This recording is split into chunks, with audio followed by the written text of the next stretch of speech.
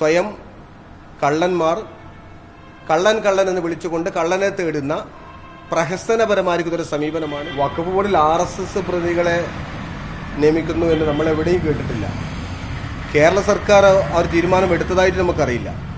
ആവശ്യമില്ലാത്തൊരു വിവാദം വഖഫ് ബോർഡിൽ RSSനെ നിയമിക്കാൻ വേണ്ടി UDF ശ്രമിക്കുന്നു എന്നതുണ്ടാക്കിയത് തികച്ചും അപലപനീയമാണ്. കാരണം RSSനെ നിയമിക്കുക എന്നൊരു ചർച്ച ഇവിടെ നടന്നിട്ടില്ല. അമുസ്ലിമീങ്ങളെ നിയമിക്കണമെന്ന് കേന്ദ്ര ഗവൺമെന്റിന്റെ വഖഫ് ഭേദഗതി ആക്ടിൽ പറയുന്നുണ്ട്. അത് പ്രാവർത്തികമാക്കുക എന്ന് പറയുന്നത് സ്വാഭാവികമായി എല്ലാ ഗവൺമെന്റുകളും അതിൻ്റെതായ സ്റ്റേറ്റ്മെന്റുകൾ നടത്തും. പക്ഷെ അവിടെ ഒന്നും ഒരു RSSന്റെ നിയമനം വന്നിട്ടില്ല. അതിനുള്ള LDF കഴിഞ്ഞ വിജ്ഞാപനത്തിൽ പറഞ്ഞത് 2 ആളുകളുടെ ഒഴിവിട്ടുകൊണ്ടാണ് വഖഫ് ബോർഡ് പുനഃസംഘടിപ്പിക്കുന്നത്. ആ 2 ആളുകളുടെ ഒഴിവിൽ വഖഫ് ബോർഡ് പുനഃസംഘടിപ്പിക്കുമ്പോൾ ആക്ടിന്റെ 14-ാം ഖണ്ഡികയിൽ പറയുന്ന 2 ആളെ തെരഞ്ഞെടുക്കുക എന്ന് പറയുന്നത് ഞങ്ങൾ ഉടൻ ചെയ്യാം എന്ന് കേരള ഗവൺമെന്റ് അന്ന് പറഞ്ഞതാണ്. അത് ഉടൻ അതിന്റെ വിജ്ഞാപനത്തിൽ പൂർത്തീകരിക്കപ്പെടുമെന്നും പറഞ്ഞതാണ്. അത് മുസ്ലിങ്ങളായിരിക്കുമല്ലോ. അതിനൊക്കെ പുറമെ ബഹുമാനപ്പെട്ട വഖഫ് ബോർഡിന്റെ ചെയർമാൻ K. സംസാദ് സാഹിബും ബഹുമാനപ്പെട്ട ഉമർ ഫൈസി ഉസ്താദും അവർ പറഞ്ഞിട്ടുള്ള സുപ്രീം കോടതിയിൽ പറഞ്ഞ SLPയിൽ പറയുന്നത്, സ്പെഷ്യൽ ലീവ് പെറ്റീഷനിൽ പറയുന്നത്, വഖഫ് ബോർഡിലേക്ക് നിയമിക്കുന്ന 2 ആളുകളെ, കേന്ദ്ര ഗവൺമെന്റിന്റെ ആക്ടിൽ പറയുന്ന 2 ആളുകളെ, 14-ാം വകുപ്പിൽ പറയുന്ന 2 ആളുകളെ നിയമിക്കുന്നതിന് ഞങ്ങൾക്ക് യാതൊരു തടസ്സവുമില്ല. ആ ഭാഗത്ത് പറയുന്നത്, ആക്ടിൽ പറയുന്നത് അമുസ്ലിങ്ങളെ നിയമിക്കണമെന്നാണ്. അമുസ്ലിങ്ങളെ നിയമിക്കുന്നതിന് ഞങ്ങൾക്ക് യാതൊരു തടസ്സവുമില്ല. പക്ഷെ നിയമിക്കുന്നത് ഞങ്ങളല്ല, കേരള ഗവൺമെന്റാണ്. കേരള ഗവൺമെന്റ് നിയമിക്കാത്തത് കൊണ്ട് അത് ഒഴിവായി കിടക്കുന്നു. അതുകൊണ്ടൊരു പ്രതിസന്ധി ഉണ്ടാവേണ്ടതില്ല. നിയമിക്കുന്ന കൊണ്ട് തടസ്സവുമില്ല. അത് അമുസ്ലിങ്ങളാണ് നിയമിക്കുക എന്ന് അവർ സത്യവാങ്മൂലം കൊടുക്കുന്നു സുപ്രീം കോടതിയിൽ.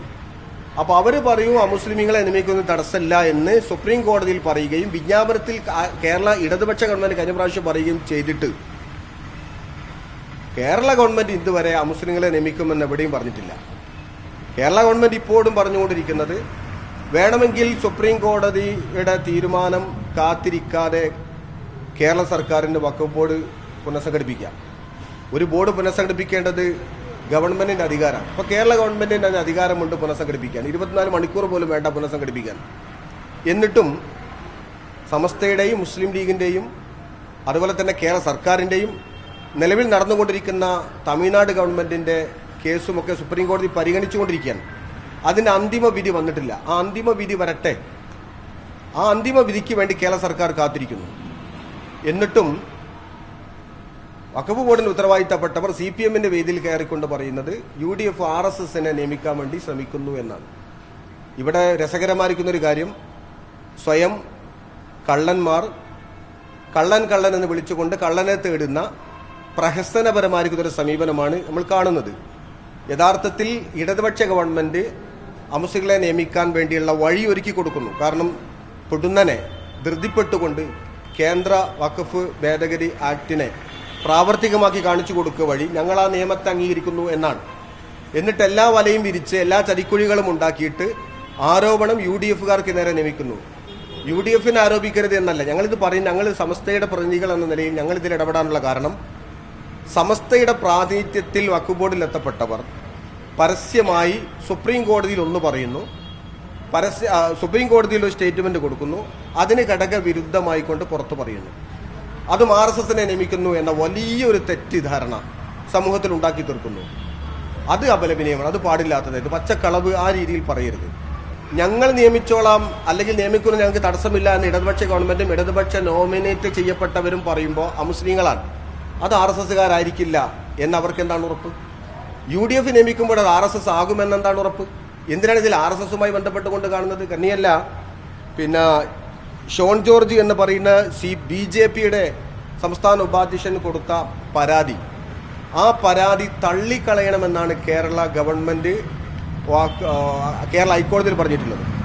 അപ്പോൾ ഒരു നിലക്കും അംഗീകരിക്കാത്ത UDFനെ ആവശ്യമില്ലാത്ത വിഷയത്തിലേക്ക് എഴുന്നള്ളിച്ചുകൊണ്ട് സമസ്തയുടെ പേരിൽ രാഷ്ട്രീയപരമായ ചില ആളുകളുടെ ചട്ടുകമായി മാറുന്ന പ്രവണത നന്നായില്ല. അത് ഉത്തരവാദിത്തപ്പെട്ട ബഹുമാന്യനായ ഒരു പണ്ഡിതന്റെ ഭാഗത്തു നിന്ന് കൊണ്ടുണ്ടായത് സമസ്തക്ക് ഡാമേജ് ഉണ്ടാക്കി.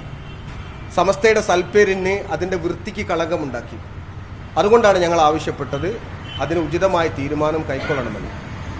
ഗവൺമെന്റിന്റെ നിലപാടുകളെ വിശദീകരിക്കുന്ന ഗവൺമെന്റ് വിശദീകരിക്കും. പക്ഷേ ഇതിലുണ്ടായിട്ടുള്ള ഒരു തെറ്റിദ്ധാരണ സമൂഹത്തിലുണ്ട്. അതുകൊണ്ട് CPM-ഉം സമസ്തയുടെ പ്രാതിനിധ്യത്തിലുള്ള വഖഫ് ബോർഡ് മെമ്പറും ഉണ്ടാക്കുന്ന ഈ പ്രോപ്പഗണ്ട, ഈ തെറ്റായ പ്രചരണത്തെ ജനങ്ങളുടെ മുമ്പിൽ നിന്ന് ദൂരീകരിക്കപ്പെടണമെന്നതുകൊണ്ട് ഈ വരുന്ന 11-ാം തീയതി, സെപ്റ്റംബർ 11-ാം തീയതി വൈകുന്നേരം 6 മണിക്ക് മലപ്പുറത്ത് വിപുലമായ വഖഫ് ബോർഡ് വിശദീകരണ സമ്മേളനം നടക്കുകയാണ്. ആ സമ്മേളനം ഉദ്ഘാടനം ചെയ്യുന്നത് കേരളത്തിൻ്റെ വ്യവസായ വകുപ്പ് മന്ത്രി ബഹുമാനീയനായ PK കുഞ്ഞാലിക്കുട്ടി സാഹിബാണ്. അതുപോലെ തന്നെ അതിനെ സ്വാഗത സംഘം ചെയർമാൻ, സംഘാടക സമിതി ചെയർമാൻ പാണക്കാട് സയ്യിദ് അബ്ബാസ് അലി ശിഹാബ് തങ്ങൾ അവിടെ അധ്യക്ഷം വഹിക്കും. അതുമായി ബന്ധപ്പെട്ട കാര്യങ്ങളൊക്കെ അവിടെ വിശദീകരിക്കപ്പെടും. 11-ാം തീയതി ഇതുമായി ബന്ധപ്പെട്ട ഒരു പരസ്യമായ ഈ വിശദീകരണത്തിന് സംഘാടക സമിതി നിർബന്ധിതരായിരിക്കുകയാണ്. സമസ്തയുടെയോ അല്ലെങ്കിൽ അതിൽ കീഴടങ്ങളുടെയോ അല്ല, ആവശ്യമാണ് എന്നതുകൊണ്ടൊരു വിശദീകരണം ബോധ്യപ്പെട്ടതിനാലാണ് ഒരു സംഘാടക സമിതി ഉണ്ടാക്കിക്കൊണ്ട് മലപ്പുറത്തിന് വിശദീകരണം നടക്കുന്നത്. 11-ാം തീയതി ഞങ്ങൾ വിശദീകരിക്കും. വഖഫ് ബോർഡിന്റെ പുനഃസംഘടനയുമായി ബന്ധപ്പെട്ട വിഷയത്തിന്റെ വിശദീകരണം